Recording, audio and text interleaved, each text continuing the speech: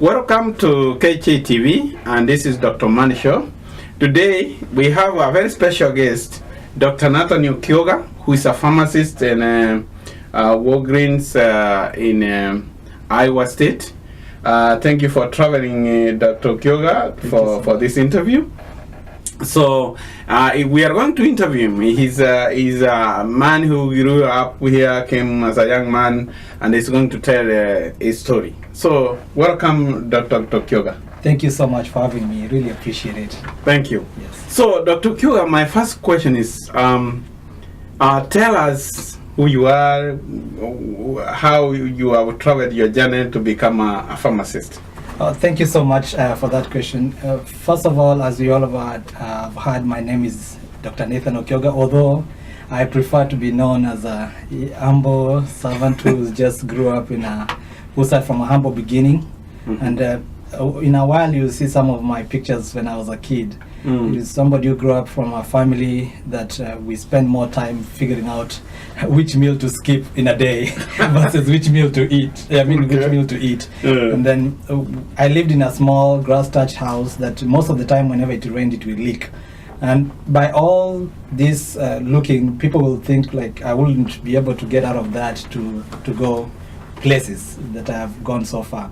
But I'm so grateful that somebody who came over, saw my situation, was glad to help me, and they gave me a fast break. Mm-hmm. It took me to a boarding school that it is known as Eronge Adventist. This is in Kenya, Kisii. Okay. And that gave me an opportunity that later on led into one thing into another, and until I was able to graduate, and then, as they say, the rest is history, but it's not history. We'll get into much of it today. Thank you so much. That is me. Yes, I'm Dr. Okioga, but I prefer to be known as somebody. So can you say where this village, which village you grew up? I grew up in Nyaura. That's the name of the village. Near Kisii town? Near Kisii town. Oh, okay. Yes, yeah. And I spent most of the time going to Kisii Primary School. That's where I started school. Oh, you started school at Kisii Primary School, then you went to Eronge? Yes. Then from Eronge, where did you go? I went to Nairobi school. Even before that, I will backtrack a little bit. We used to live in Nairobi. Okay. And that is when my father was alive. Okay. Unfortunately, he died when I was only 4 years old, so I didn't have enough opportunity to even grow with him, to get to know him as much. Mm-hmm. And that one thing led into another. My mom didn't have a job. She got remarried to the brother, and that didn't work either. That's when my dad died, we were only 3, so that's how our 4th born was born. Okay. And then life became so hard that we moved back in the village to the picture you will see, to the hut and the place where you'll see. Okay. Yes. Yep. Okay. And answering your question, where did I go to? From there, I graduated. I did extremely well, and that's when they had started putting positions in the newspaper. Okay. So showing what grade you had and where you ranked in the province. Okay. And I was so blessed that I was number 54 in the whole of Nyanza. Okay. So I got a scholarship and I ended up to Nairobi school, which was also given another opportunity by somebody else who was willing to sponsor me. Okay. Yes. So from Nairobi school? From Nairobi school, one thing led to another. I got there. It was a little bit harder, but fortunately, I didn't have to. I was comfortable. I didn't have to worry about food. I didn't have to worry about other things that were going on back at home. So I had to put my mind at rest and just focus on my education. Fortunately, a sponsor came. We used to have bursaries, but then I couldn't qualify for everything. Okay. So then we got a sponsor who was willing to sponsor bright kids who didn't have a future. Who had a future but didn't have the means. To achieve that. Correct. So he gave me an opportunity that I started studying, and from there my father's cousin, Professor Micheka, was able to chip in a little bit to help me to graduate. So I graduated, got a little job as a untrained teacher at Kangemi. Okay. Yes, and then got my mother's brother, my uncle brother. He knew about green cards. Okay. So he informed me about it and said it doesn't hurt anything to apply. To try. Yes. So I tried, and then my luck, I was able to be picked up, and I was able to immigrate to the US. Okay. Yes. Well, which year did you come to the US? I came here in 2005. Yeah, you were a little kid then. Yes. Yes. So tell us about your struggles when you came to America. You come with a green card as a young man. Then what happened? So coming to America, it's, as they say, it's a land of opportunity. And I was fortunate enough that I had heard about it. I had heard what the country entails. But I didn't know the challenges I was going to face coming to this country. And first of all, when I landed here, I had to kind of get acclimated with the culture, leave alone the climate. Because I got here at 4:30 p.m. and it looked so dark. I thought I was late. But it was in November, so we are transitioning between the time zones. You know, the times between summer and winter, or fall and winter, whereby we move the clock backwards. Yes. So it looks so dark, but in the real sense, it was so early. So that was first confusion. Then the second thing is I had to figure out what we call self-identity. Yes, there are so many people who had come in ahead of us. Some of them had achieved certain things in their life, and some were in the process of achieving those things. So one of them was try to fit in the community that I found here at that particular time. So, and one of the things which was unique then and even now is if you come and you don't have an agenda for your life, then it's so easy for somebody to instill the agenda in you. So you got those challenges when you came? Yes, that's one of the challenges. So how did you start school? So I started school. Before even that, the challenge was I'm the firstborn, as I said earlier on, of the kids. And being the firstborn and looking at my circumstances of the place where I had come from, I had to make a decision. Should I go to school, or should I spend my time trying to uplift my family, you know, take my mom to a better house, take my siblings to a better school so that they can do themselves, they can also succeed. However, I got a good advice from my grandfather, and he said, you know, you are doing well and you are going to university, there's no need of you quitting that dream and just letting everything else go by. So I decided to get 2 jobs. I started as a nursing assistant. So I used to work one job on Crystal Care Center and another job in Golden Valley Rehab. 2 jobs. Yes. Yes, and before I got to that, I started working at Car Food. I was making like $7 an hour, so that's how I was able to register and do my nursing assistant certification. And then from there, I transitioned to nursing assistant, which was one of the at least well-paying for my level and convenient. Because you could pick hours as much as you wanted, and then the schedule was more predictable.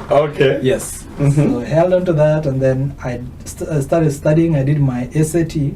And then I applied to colleges, and that's how I ended up starting my undergraduate at University of Minnesota. Yes. So you graduated from University of Minnesota? Yes, I did my undergraduate there, and that was also very challenging. Going to school, so this is what happened. I will go to school Monday through Friday, and then if classes ended before 3 o'clock, then I'll drive and clock in my other job. That was Monday through Friday. And then on Friday night, I will get from school, go home, eat, take a nap, then head back to Golden Valley. To work? Yes, to work. So I work overnight, get off on Saturday morning, at 6 o'clock, head home, sleep for 3 hours, get up, go to church at 10 o'clock, do all the activities that I could do up to like 4 o'clock, go and sleep, and get up again, go to work. No, go to work again on Saturday night. Yes, go to work on Saturday night, leave on Sunday morning, go sleep, then go back to work at 2 o'clock up to 10 o'clock, then go to school. Because I used to live on campus. I used to live in University Village. Yes, and then I will go to campus, then my schedule will start all over again. So you graduated from, what degree did you do in University of Minnesota? I did clinical lab science, but before that, and this is one of the things I also want to let you know as our viewers out there, it's hard, but it's doable. Despite of all this, I had to make so many career changes in the course of those 4 years. Instead of 4 years, I ended up taking 5 years. Because of switching majors. So when I started as a biochemist major. I did so well, but again, that idea that I came from a poor family that I needed to help, the first thing that also resonated with me is what kind of income will I get after accruing some debt from there. Then after checking it, I realized unless I go to graduate school and unless I go to PhD, I may not make as much of a living from it, as good as it sounded really nice. So I switched back and forth, and then at the end of the day, I was settled. God worked in so miraculous way. I met somebody at Kaufman Memorial Union who was kind enough, and he said, "What are you doing here?" Oh, I know his name is Jack Basweti. Okay. Very good friend of mine. Oh, I know him. Yes. He was doing the clinical lab program. He told me, there's this program, is new here, most people don't know it, and it's very well paying, you're guaranteed a job, do you want to try it? I said, why not? So I did my research, and then I settled on it, and because it required a lot of clinical work later on, so it ended up taking me 5 years. Okay. Yes. So I graduated undergraduate with clinical lab science. Okay. After that, yes. So did you get a job? I got a job, and God works in so miraculous ways. Sometimes we tend to limit him, but he had his own ways of making things align for me. I got a job in October, and I was graduating in December. Okay. Yes. I got a phone call from Missouri, one of the top hospitals here. It's called Burns Jewish Hospital. They called me, they told me they were willing to hire me. I had applied there and forgotten about it, but then they called me and they said, "Hey, are you still interested in getting a position with us?" I said, "Yes, I am." Okay. And I decided to take the interview. Then they sent somebody who met me in the science center here in St. Paul. Oh, really? Yes. They sent a supervisor to interview me because I was still doing my clinicals. Okay. She interviewed me, and she said she was going to put a word for me, and then that's how I got a job.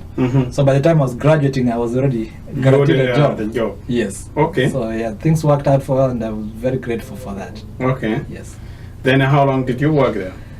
I worked there for about a year and a half. Then I got another offer to go. There's a hospital that was struggling in South Dakota, and they really wanted medical technologists. Okay. So they gave me a stipend. We call it here a sign-on bonus, and they offered to relocate me to go work for them.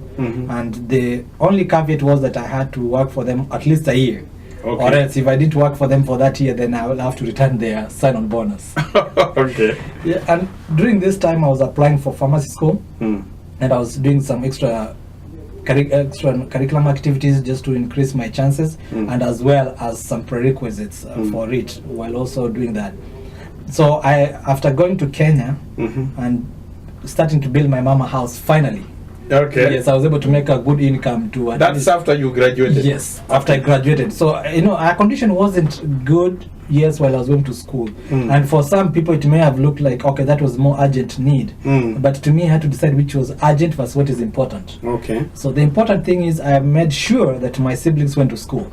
To me that was very important. Okay. Not that the house for my mom wasn't important. She was not very comfortable, but she was at least comfortable to hold on long enough for me to be in a means of getting a house. Okay. Yeah. So I went back to Kenya, built my mama house, then I moved to South Dakota to start the new job. Okay. Yes. Before that, then I worked for them for a little bit. Then I got admitted to go to graduate school. Okay. In pharmacy school. That's how I ended up in Iowa. Okay. How long did your pharmacy degree take you? The pharmacy degree took me 4 years. Okay. Typically, it's up to 6 years, depending whether you have an undergraduate degree or you don't. Okay. So I had an undergraduate degree, so for me it was 4 years. I didn't have to which university did you get a degree from? University of Iowa. Oh, University of Iowa. Yes, in Iowa City. Okay. So I went there, I moved, and I started there. But before I did that, I had to do other things first. Okay. Life has to continue. Okay. So I got married. Oh, you got married? Yes. Okay. Yes, I got married in June. I mean, in July 20th of 2004. Okay. Before of 14. Sorry. Before I headed to college. So we got married in July. School was starting in August. Okay. So we didn't even have a honeymoon. Oh, you didn't have a honeymoon? No, your honeymoon went to college? Yeah, my honeymoon went to college. And okay. My wife still reminds me that I've never given a honeymoon. You owe it now. Yeah, yes, I owe one. Okay. Yeah, so I went to there, and then still there was a need at home. And even that, I still had a full-time job. You were going to pharmacy school, and you were still working as a clinical. Yes, medical lab science. Okay. That was very challenging too. So what happened is I will work from 11 o'clock at night, get off at 7 o'clock, run to the cafeteria, grab something to eat, and then on top of that, I will go to the bathroom, put a deodorant, and then freshen up a little bit, take a bus, go to school, and then take a quick nap because classes started at 8:30. Okay. Then the classes will go up to 4:30. If we didn't have exams that day, then I'll go home and sleep, then get up and go back to work again. Okay. But exams were scheduled after classes. So the days I had exams, then I had to be in school up to 6 o'clock. Okay. Because the exams were scheduled from 4:30 to 6:30. Oh, you had a tight schedule. Yes. That was a tight schedule. It was a tight schedule. And as most of you can imagine, it was very challenging. I was sleep deprived. And not only that, that means I lost some valuable time with my wife. And during the first year, we realized we were pregnant. Then we got our firstborn baby. When you were in school? When I was in school. So that came in April of 2015. So and that was when I was going to start my second year pharmacy school. Okay. So then that means my wife was at home with the baby while I was gone, and she was also in school. Yes, my wife was also in school. Oh my. So we will switch around. My mother-in-law was kind enough. She came, she helped us babysit. Okay. Then sometimes I will go, especially in the summer, then I'll get home. Then my wife will go do a clinic, because she scheduled a clinic those days that I was off. Okay. And so we were able to balance that. So it was tough. I mean, it was tough, but you managed. I managed. And then it only got worse after that. Because then after some time, I was almost fired. Because one day I got to work and I passed out.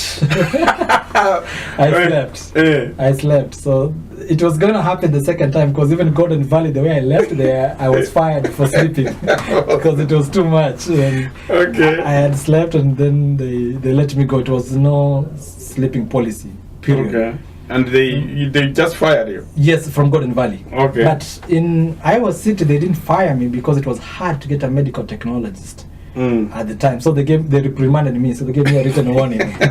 So I went back and I told the co-worker who recorded me sleeping, and they forwarded to human resource that I was sorry. But then he went and reported me that I retaliated. And that is something that I will talk towards the end of this recording about following the law, how to follow the law in this country. Okay. Because what you don't know may come to haunt you. That's true. That's a very good important. We remind that. Yes.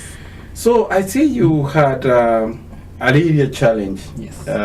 You struggled. Now, given that given your challenges as you came as a new immigrant, a young man from another country. Yes. And with all those challenges, now I want you to, what can you tell the people in the same shoes? We have actually many migrants who come, either they come as international students or as green card holders, who had all the ambition to go to college like you, but then they come here. Okay. What can you give them advice, what to do, more especially about career development? Thank you so much for that question. So I'm going to address you as a viewer who's watching us today. I have been in your shoes, and I resonate with you. I may have come through different means. I may have come through green card, and you came through visitor, you came as a student, by whichever means. But the most important thing is you're here. Yeah. And that's the most important thing. And the thing about it is, though, despite of all whichever means we come in this country, it's very hard. You see, I came on green card, but it doesn't mean that everything was handed over to me. And the same thing, don't expect that things are going to be handed over to you. As much as they say it's a country of honey and milk, yes it is. But there's one thing they don't tell you, that you have to go find the beehive, as well as go and find the cow to milk. So here's my advice to you. Just hang in there. And first of all, have agenda for your life. You know, fitting in this community can be very difficult, and it is going to be so hard if you don't find an agenda that you have for your life. So that means come with a purpose. Decide what you want to do. Decide what is more important to you versus what is just urgent. You get all schools of thought out there about what is urgent. What is urgent for somebody may not be so urgent for you. So just focus. That's number one, and decide what you want to do. Number two, balance your life as well as at home. I'm not telling you that you ignore people at home. The thing is, don't compromise your future for the future of somebody else. Yes, maybe your siblings, you want them to have a better education, you want to educate them, that's very fine. But the only thing is, if they're educating them and you're not going to school yourself, you're not doing something for yourself, you're only lagging behind. Okay. And when those people succeed, yes, they're going to be worrying about their family. They don't want to come back and try and uplift you. Some of them may, some of them will not. But just don't compromise your dream for what you have in ahead of you. You have so much potential within you. Don't let anybody discourage you. Don't let anybody tell you can't make it in this country. And Dr. Mandi here can bear me witness. When he came here, he had his own ambitions too. But the amount of discouragement he had from those people, you know, they told you nobody can trust you to sell them a home. Nobody can trust you to be an accountant. Nobody can trust you to be a teacher. Nobody can trust you to be in IT. Nobody can trust you to be a pharmacist, a doctor, because of your accent, because of your background. That does not hold water. You have to do whatever it takes. And the universe has a means of aligning itself to give you the opportunity. Third thing is, be on the good side of the law. This is the land of rules and regulations. The rule of law abides here. Yes, you may get away with some of the things, but sooner or later they will catch up with you. But we don't want that to happen to you. And if once they start catching up with you, whether it's speeding tickets, whether it's fines that you're not paying, whether it's skipping, whether it's doing whatever you're doing, believe me, it will be so hard to recover from that. Then the last thing I would advise you is, success is not what you achieved compared to what I have achieved. Success is what you have achieved to what your potential enables you to achieve. If your potential is to be a doctor and you are, yes, a nurse, you may be doing well than most of the neighbors around you, but that's not success. You still have the potential to be that doctor that you want to be. Go for it and don't let anybody tell you otherwise. That is my advice to you, and that's what I also advise myself, and that what keeps me going each and every day. Thank you very much. Now that you talked about balancing, I just want to go back to you on balancing. And indeed, I can see from your life story how you balanced. And this is where I'm seeing people of your caliber, they don't balance. Like now you decided to get married. Yes. Many of the young people I find now, they say, no, they are postponing to get married. They want to finish school first. Okay. And I can see how you juggled. I want you to talk more about that, how they need to balance things about marriage, and also the same thing about your family back home. Yes. They said that you say you cannot do everything. Like you postponed your mother building your mother's house. Not that it was not necessary, but it was not urgent. Correct. But you could pay school fees for your sibling because they needed that. Yes. And that is something I would like you to talk about, the balancing of marriage and stuff. One of the things is, there's one thing that we cannot beat, and that's nature. We are growing old and time is passing by. That's number one. Number two is there's what we call financial education. You need to be financially aware that what costs $200 now may not be costing $200 3 years from now.